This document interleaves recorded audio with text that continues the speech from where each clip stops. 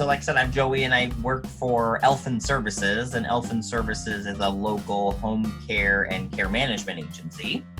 Okay. So of course we support the senior population. So we have the caregivers who go into people's homes and help support with activities of daily living. And then we also have the care management team who helps to essentially coordinate things like medical appointments and communicating with families and other fun things like crisis intervention and anywhere down to just helping people with basic things like shopping or I would say personal appointments like going to the beauty salon, things like that. Got it. Okay. So that's kind of where, kind of who I am. And then, of course, we've got Beth over here, and I'll let Beth just kind of tell you a little bit about her. I'm a 6-year veteran of being in Vancouver, so I haven't been here that long. Previous to that, I was in New York, upstate New York, working for the Department of Aging and Disabilities. Okay. Now I'm retired, and I'm a volunteer. I volunteer with the Alzheimer's Association with our Sing Here Now choir, which Joey helps me with, as well as I was appointed to the State Council on Aging, and I'm also on the Area Agency of Aging and Disability of Southwest Washington's Advisory Council, and I can only say that once a day. Yes. And I also volunteer. AAA. Yeah. And I also volunteer with Share. I'm there at least twice a week at the Share House, scooping up meals and handing them out, and it's really been a blessing. Well, great. We're so happy to have you volunteer with us. That program could not run without volunteers, so. I can see that. That's awesome. I'm busy. Yeah, absolutely. Well, and so Beth and I both have a large connection with the senior population, but also just have a huge heart for our community in general, because we know that Share does a lot more than just help seniors. They certainly have a lot of amazing programs. But obviously this program being the Hunger Heroes and this being the challenge, our goal is to help collect food. We know that with the COVID pandemic that has gone on, that food drives and drop-offs have been really low in the last several months. And obviously the food donations have been low, but the need has not decreased at all. So basically, we decided that part of the Hunger Heroes Challenge, the whole goal of Hunger Heroes Challenge is to help those, those local or those nonprofits in town that really have seen that decline in food donations, and really just try to pull the community together to get people to donate food they no longer need, help increase those drives, get the food to the people, because again, the need has not changed. So really trying to pull everybody together to get some food down there, and Beth and I being just as involved as we are with Share. And Beth recently, I think, started, doing all the volunteer work that she does for Share and Share House. You pick a nonprofit of your choice, and our nonprofit of choice was Share. Okay. So Elfin Hunger Heroes to benefit Share. So kind of as we were talking with Molly and sort of what we wanted to do, we just thought, well, let's get some of your team in and let's go ahead and see what they have to say. And so she wanted to bring you in because I understand you are the Community Wellness Program Manager. Yes. And you're going to share with us a little bit about your outreach program. Yeah, absolutely. So my title is not descriptive very much of the teams that I'm running, but one of them is our street outreach team. So Share's street outreach team, we have 2 case managers, and our goal really is to get out into the community and work with folks who are experiencing homelessness in Clark County who are living unhoused. So that's typically they're camping or possibly living in their car. And our outreach team, goes out into the community and they work to, find these folks and then also engage with them, build rapport, and start to, help them reach their goals, whatever that may be. So we encounter a lot of people who might not be accessing traditional services for a variety of reasons. It might be that they have a difficult time physically getting to those locations, or they've had negative experiences in the past engaging with service providers, so that doesn't feel like a safe option to them anymore. And so our team spends a lot of time, starting to build those relationships and building that, a trusting relationship, and really trying to provide client-centered care. So the client is, they're coming up with their own goals, and we're assisting them in that process. And that can look like, helping them find a safe place to sleep for that night. If they're interested in shelter, making sure they know how best to access those resources in our community. If they're looking for permanent housing, helping them access the resources that are available, sign up for various lists, brainstorm, creative ideas for potentially moving into housing. It could be helping someone sign up for, various benefits. And it also looks like helping people meet their basic needs. So providing food, water, clothing, that sort of stuff. Manage too. It's a pretty wide range of services that we can provide. Yeah. It's amazing. It's good. Well, and I guess too, like, are there specific challenges that you see more than others amongst the people that are coming in and trying to access some of those resources? Yeah, absolutely. And I think any conversation about the folks that we're serving would be remiss if we, didn't mention that, the largest challenge our clients are facing really is that they can't afford housing. And that is, for the majority of people, why they're in this situation.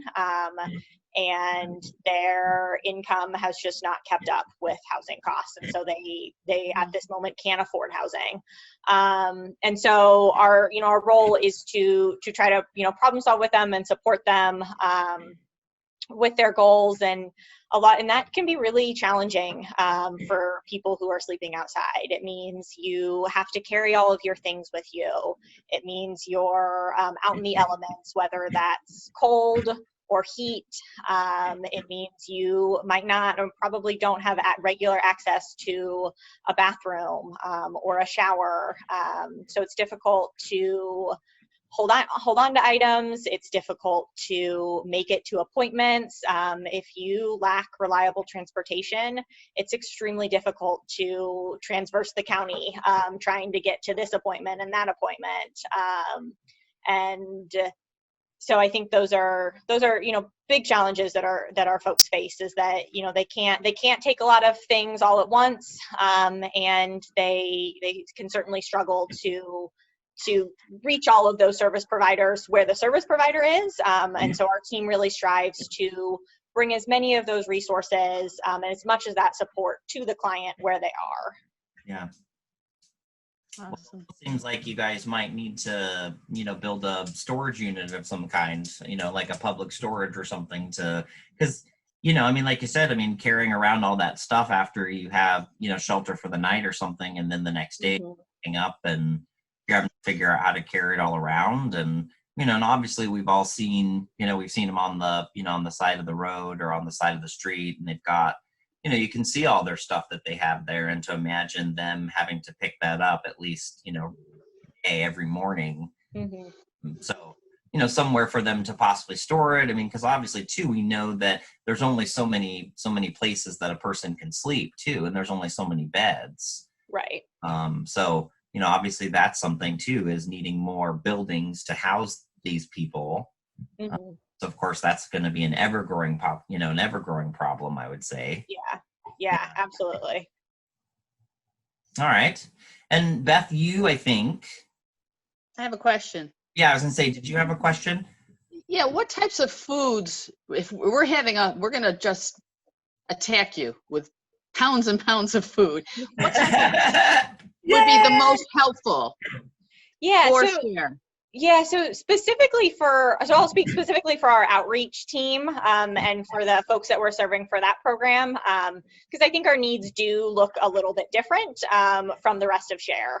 So it's going to look different from the foods that, are useful and really helpful to be donated to the Hot Meals program, for instance. So for outreach, like I was mentioning, our folks have to carry around the stuff that we give out. They also probably don't have somewhere to cook anything. And they may not have reliable access to water as well. So items that are, kind of ready to eat, individually packaged, smaller items, those sort of things are definitely helpful. And things that don't need to be refrigerated or that you don't need to worry about going bad immediately. So unfortunately, a lot of the fresh fruits and vegetables are great, but are just not, really helpful for this population. That's something that more, the hot meal side of it can take and distribute. But yeah, prepackaged things that are just ready to eat, that require very little, if any, preparation. We also, especially now that we're getting into summer and it's getting hot, we are constantly giving out bottles of water, and really any sort of bottled drink people are always asking for. But water especially, but even juice, Gatorade, that sort of thing. We have given out instant coffee before, that ideally is put into hot water, but you can make it work if all you have is cold water and it's a little something extra, that's nice for people to be able to access as well. Okay, like granola bars and things like that. Yeah, granola bars, little small little packages of cookies, pretzels, goldfish, a mix of kind of, I'm going to say textures, for lack of a better way to put it, things that maybe, crackers and stuff are fine, but also some things that are softer. Some of the people that we serve do have dental issues, and so harder foods are difficult. As you both work with seniors, so you're well aware. Harder foods are difficult to eat, and so having some of those soft options, especially if you go to a meal program this day and it's something you can't eat, if at least you have something else to get you through, is helpful. So yeah, those softer granola bars and other things like that. Great. Well, thank you, Jillian. Yeah, really. Thank you for really everything you do. It sounds like you've got your hands full most of the time. We certainly do. Well, and my last question would be in terms of the food, because obviously we know that we're also looking for when we can't do fresh vegetables and fruits and things like that. Are there alternative things that possibly we could ask for that might be good for somebody's nutrition, or to help or to supplement the lack of the fruits and vegetables that they're getting? Are there certain foods, or I don't know, do you guys accept things like vitamins? Are we looking do you guys accept multivitamins, and are those things that you hand out to sort of help with where people aren't getting those nutrients and minerals that they need? Yeah, that's a really good question that I don't know that I have a great answer for. I feel like there certainly might be something out there that I am not really sure of that could kind of fit somewhere in that realm of packaged, easy to give out, not going to go bad, and also has some nutritional quality to it. Okay. And then, but in terms of vitamins, we have gotten those in the past and we have given them out. It's, less of a need than actual food, but it's certainly something that people do occasionally ask for. Sure. Well, I didn't know, maybe even dehydrated fruits, those are good. Yeah, that kind of stuff. We could definitely take that. Some are easier to eat than others. Some just kind of melt in your mouth, and others feel chew for 20 minutes. Right. So might appeal to different people depending on Well, awesome. Well, I don't want to take up too much of your time, any more time. Beth, do you have any more questions? No, I just want to say, Jillian, I've seen your team members out on the street dealing one-on-one. They're not standing over a person who's sitting. They're facing them face to face. In the compassion, you can just see it. And I really applaud you with what you're doing. Thank you. Oh, thank you. We appreciate it. Oh, Really you're take awesome. a special group of people to do what it is that you guys do. And Beth and I are, Beth, Elfin, me, I mean, we're all so happy to just get this going and being challenged and help support Share. So thank you for, really a lot for taking the time to meet with us and answer some questions for us. And we certainly will keep people posted about our Hunger Heroes food drive benefit share. But it sounds like pickup times will start tomorrow, and we'll post a little bit more about that. And of course, we'll post your interview so everybody can hear all the great things that Share's doing. So, All right, great. Thank you so much. thank you, Jillian. Take care. Bye. Bye. Bye.